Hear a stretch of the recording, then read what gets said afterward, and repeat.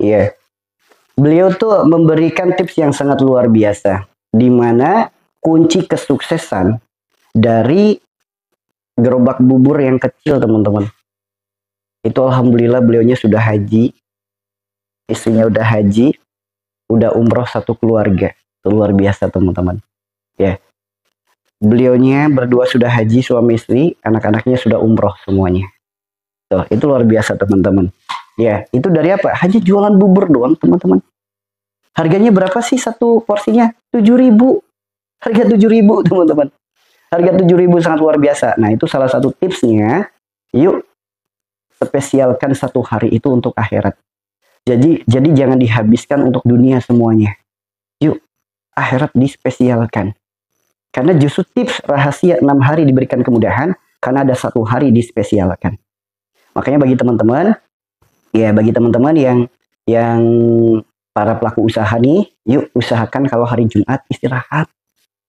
Istirahatnya istirahat dunia, namun tetap sibuk untuk akhirat. Usahakan, kalaupun nggak bisa nggak apa-apa. Kalaupun nggak bisa nggak apa-apa. Setidaknya kalau beliau hari Jumat jualannya libur, tapi dia tetap memproduksi buburnya. Bahkan ditambahi yang kata beliau yang 1 kilo biasanya 1 kilo, satu hari itu 20 kilo, itu ditambahi. Nanti begitu hari Jumat bikin 25 kilo. Tetap bikin, cuma nggak dijual. Tapi ditaruh di masjid. Nah, tuh Masya Allah teman-teman. Itu salah satu tipsnya ya. Tips ini tuh sebenarnya udah banyak banget dalam buku-buku dalam buku-buku tentang dagang. Itu udah banyak banget tips seperti ini. Makanya ayo, sekarang tinggal giliran teman-teman semuanya yang mempraktekkan hal ini. Kita semua mempraktekkan hal ini. Sok teman-teman. Bagi teman-teman, saya kok dagangannya sepi, mungkin kurang sedekah.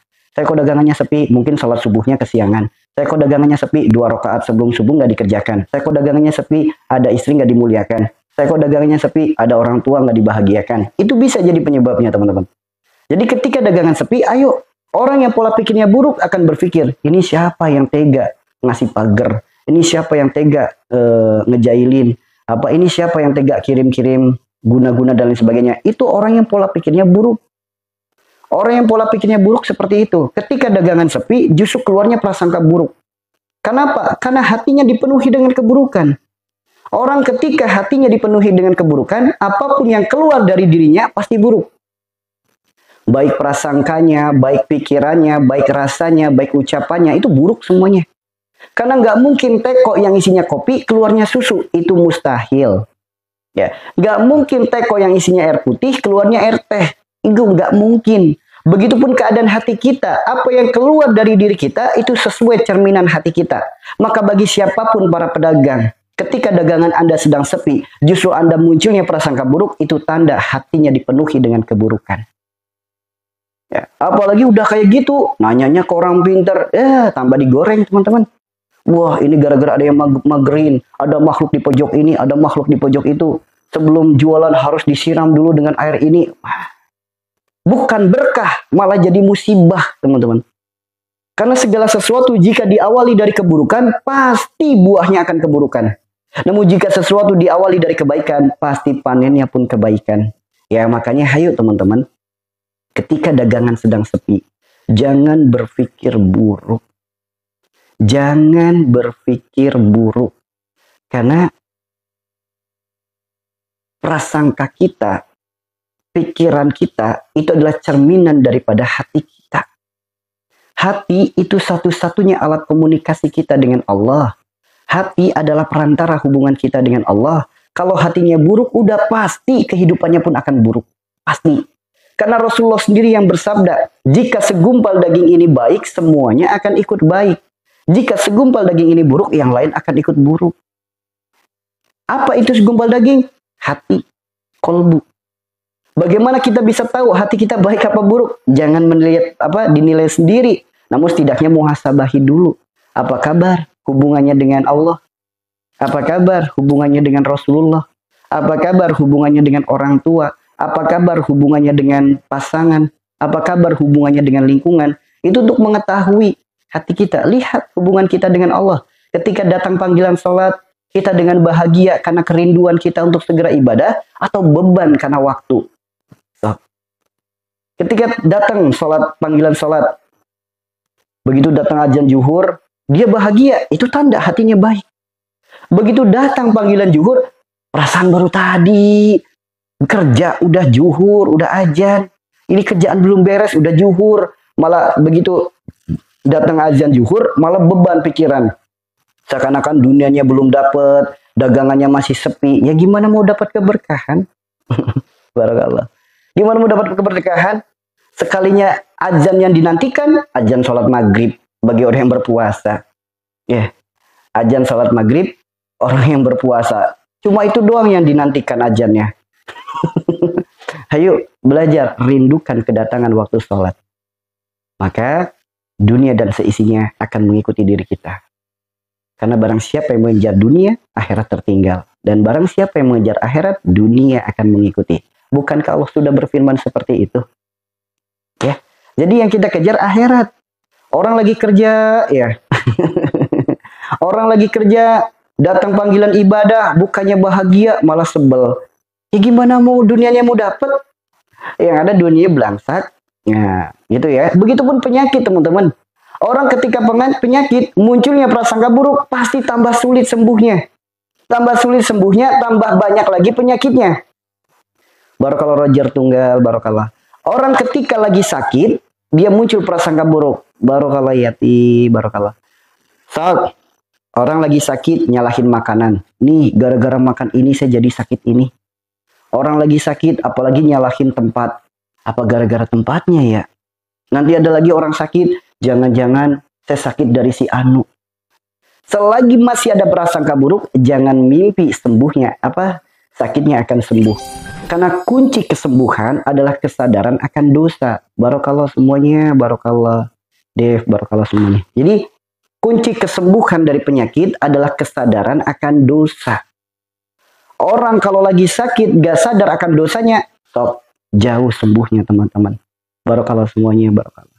Ya, Rasulullah bersabda, tidaklah Allah titipkan penyakit melainkan Allah gugurkan dosa. Penyebab penyakit itu semuanya adalah dosa. Bahkan disindir dengan kalimat yang sangat lembut. Bahkan rasa sakitnya tertusuk duri. Dosa penyebabnya teman-teman. Dosa penyebabnya. Apalagi rasa sakitnya asam lambung. Apalagi rasa sakitnya vertigo. Apalagi rasa sakitnya saraf kejepit. Sakit stroke, sakit diabetes, hipertensi, darah rendah, asam urat, dan lain sebagainya. Ya, rasa sakitnya tertusuk duri saja dosa penyebabnya.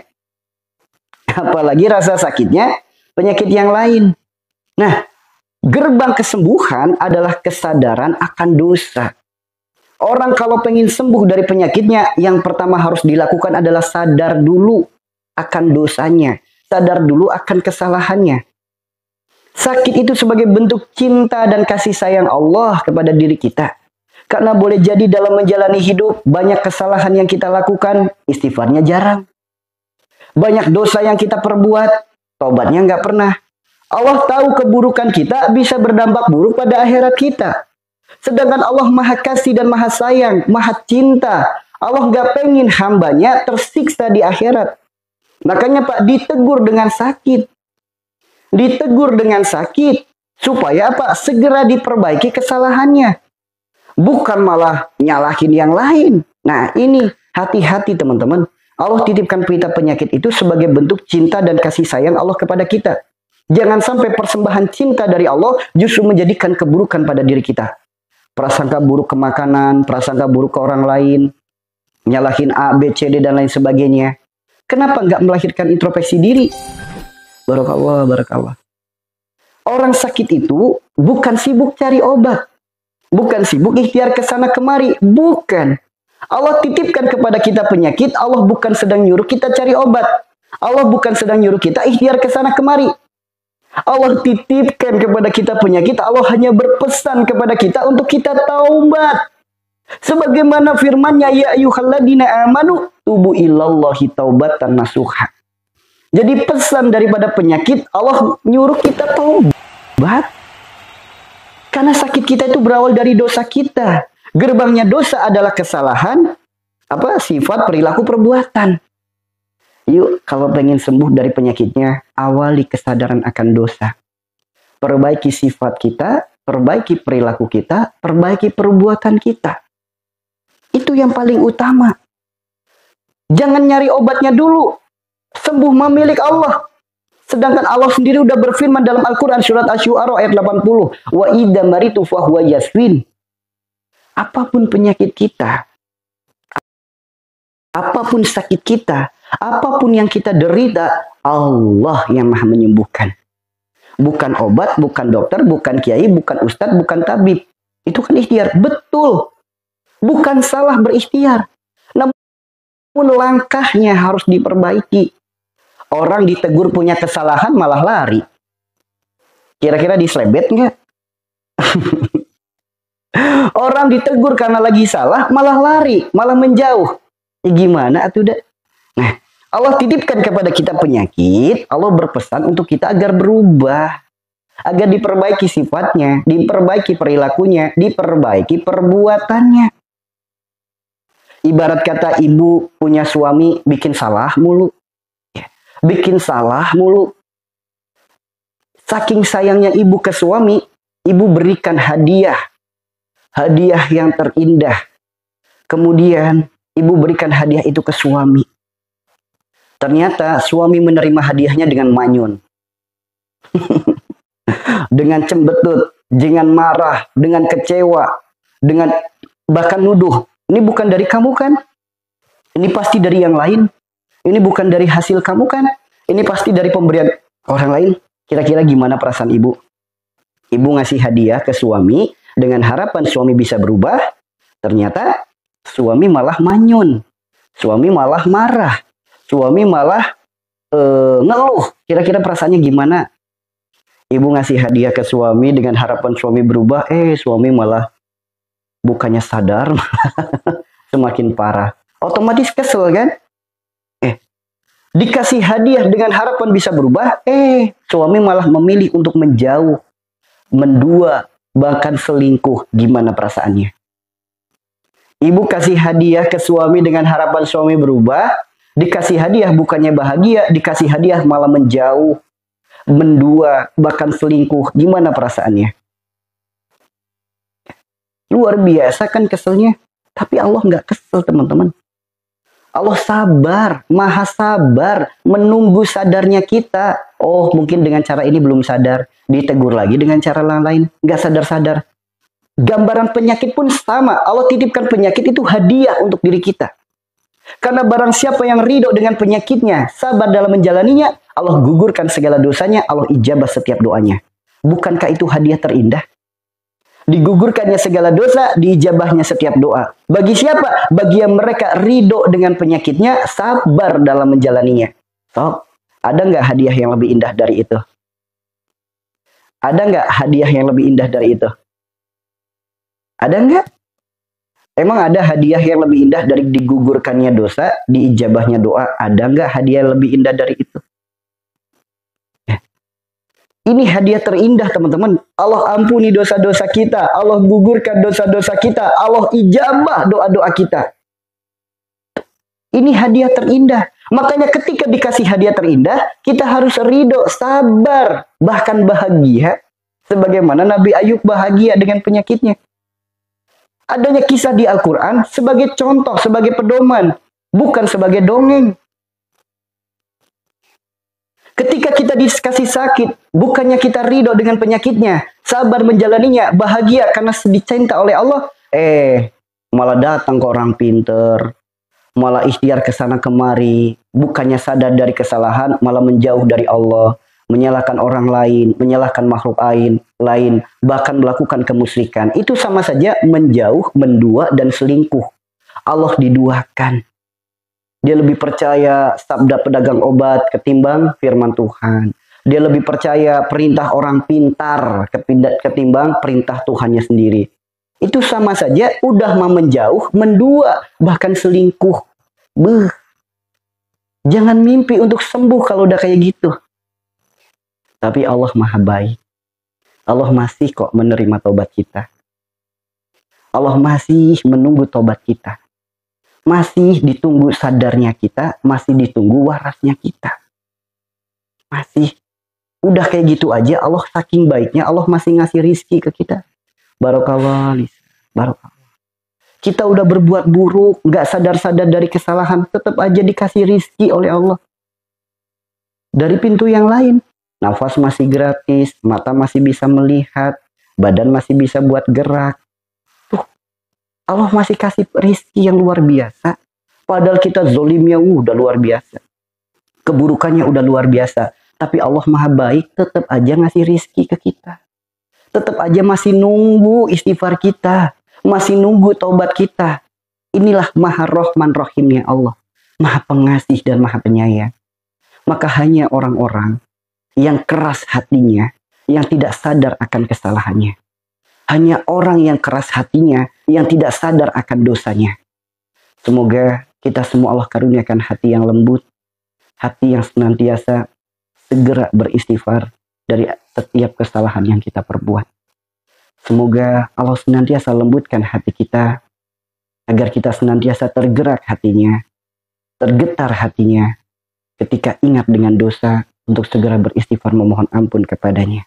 Ya, itu ya teman-teman ya. Makanya, ayo, sedikit demi sedikit, kita mulai harus bisa berubah. Ikhtiar dalam menjemput sembuh, dengan apapun diperbolehkan teman-teman. Mau ke dokter, mau ke ustadz, mau ke kiai, mau ke tabib, mau ke herbal, mau terapi, itu diperbolehkan semuanya. Selagi masih dalam koridor syariat agama kita. Namun kalau udah keluar syariat, tinggalkan. Ya, keluar syariat, tinggalkan. Cuma sangat disayangkan. Akhir zaman orang belajar ilmu agama kurang begitu greget bagi kebanyakan orang. Itulah kenapa banyak orang yang tertipu. Seakan-akan ini ikhtiar agama, padahal ini ikhtiar di luar agama. Contohnya apa? Ikhtiar dengan membeli garam ruqyah. Ikhtiar dengan membeli minyak ruqyah, ikhtiar dengan membeli madu ruqyah, ikhtiar dengan membeli tasbih ruqyah, ikhtiar dengan membeli kosmetik yang diijazah. Ini seakan-akan Islami gitu, padahal di luar agama Islam teman-teman. Ada di sini yang udah pernah beli garam ruqyah? Minyak ruqyah? Ada yang udah pernah beli?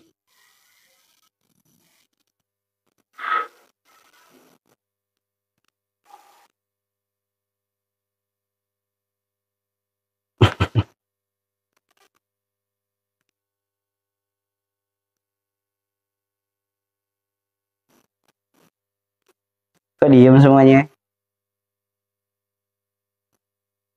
Mudah-mudahan. Jangan belum. Jangan. Jangan pernah beli produk-produk seperti itu. Ya.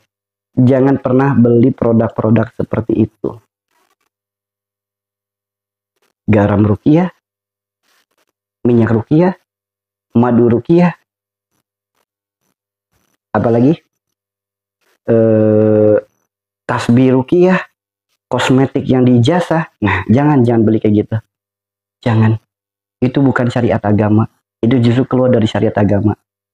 Produk-produk itu adalah oknum para pedagang agama. Ya, itu adalah oknum pedagang agama. Yang namanya ulama itu menghidupi agama. Bukan cari hidup dari agama. Itu yang namanya ulama. Ulama itu menghidupi agama, bukan cari hidup dari agama. Gak apa-apa. Ya, yang dijual itu loh, garam ruqyah. Di saat Anda sedang sial, di saat rezeki lagi sulit, dia saat karir lagi terpuruk, garam ruqyah. Nah, itu yang kayak gitu tuh di luar syariat agama. Ya. Kemudian ada lagi minyak ruqyah, bisa menghilangkan buhul asam lambung, bisa menghilangkan penyakit jin nasab dan lain sebagainya. Nah, itu produk-produk penjual agama itu. Itu bukan di syariat agama itu. Ya. Kemudian ada lagi madu ruqyah dan lain sebagainya. Sama aja. Madu itu tanpa diruqyah juga udah jadi obat. Ketika udah diruqyah, ngapain dijual doanya? Ngapain dijual? Bukankah dalam agama Islam memperjualbelikan doa itu haram hukumnya? Memperjualbelikan agama itu haram hukumnya? Memperjualbelikan ayat-ayat Al-Quran haram hukumnya. Sok buka Al-Quran. Ya. Itu ya. Makanya jangan percaya dengan produk-produk seperti itu. Itu adalah produk para pedagang agama yang belum tentu orang Islam yang jualan.